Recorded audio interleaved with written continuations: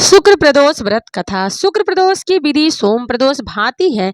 इस दिन सफेद वस्तु से भोले बाबा माता पार्वती की पूजा करनी चाहिए तथा ब्राह्मणों को सफेद भोजन आदि खीर खिलाना चाहिए, जिससे शुक्र देवता प्रसन्न होते हैं एवं समस्त सुखों को प्रदान करते हैं, क्योंकि शुक्र भोगों एवं सुखों के स्वामी है। प्राचीन समय में कहीं पर 3 मित्र रहते थे।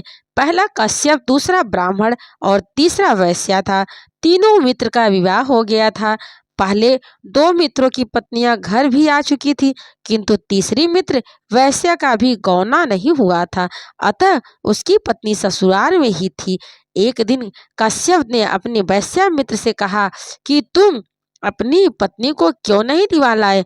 अपने मित्र की बात सुनकर वह अपनी पत्नी को लिवा लाने की तैयारी करने लगा, किंतु उसके घर वालों तथा ब्राह्मण मित्र ने कहा कि अभी शुक्र अस्त है, अतः अभी विदा कराने का कोई मुहूर्त नहीं है।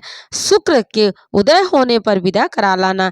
किंतु उसने किसी की कहना न माना और अपनी ससुराल चला गया। दामाद को आया हुआ देखकर उसके ससुर ने आने का कारण पूछा। तब उस वैश्या ने कहा कि मैं अपनी पत्नी को विदा कराने आया हूँ। ससुराल वालों ने कहा कि अभी शुक्र अस्त है, अतः विदा कराना उचित नहीं है, किंतु वह उनकी बात को नहीं माना। अतः वे ससुराल वालों ने लाचार होकर अपनी पुत्री सहित उसे विदा करा दिया।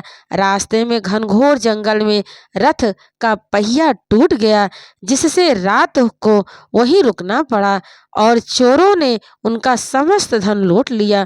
वह उस वैश्या को काफी चोटें भी पहुंचाई।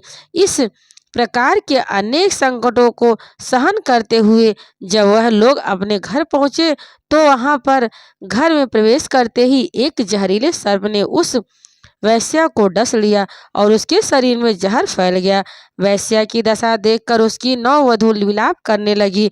इतने में ही उसका प्राण ब्राह्मण मित्र आ गया। उसने कहा कि मेरे मना करने पर भी कभी शुक्र अस्त है, विदा कराना उचित नहीं है, किंतु किसी का कहना न मानना उन्होंने विदा कराई, इसी कारण इस प्रकार का दुख हुआ है। अतः यदि यह अपनी पत्नी सहित वापस ससुराल लौट जाए तथा शुक्रोदय होने पर आए तो निसंदेह उसके कष्ट दूर हो जाएंगे। ब्राह्मण मित्र की बात को सुनकर उस वैश्या की पत्नी अपने पति के साथ मायके वापस चली गई।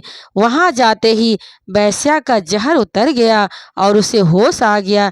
सभी लोग अत्यधिक प्रसन्न हुए।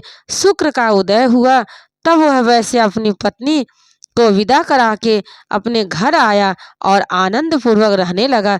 शुक्र अस्त में कोई मांगलिक कार्य नहीं करना चाहिए। इस कथा को पढ़ने या सुनने से समस्त पाप नष्ट हो जाते हैं, वह सभी सुखों की प्राप्ति होती है। हर हर महादेव। श्री शिवाय नमस्तुभ्यम। बोलो माता पार्वती भोले बाबा की जय। श्री शिवाय नमस्तुभ्यम।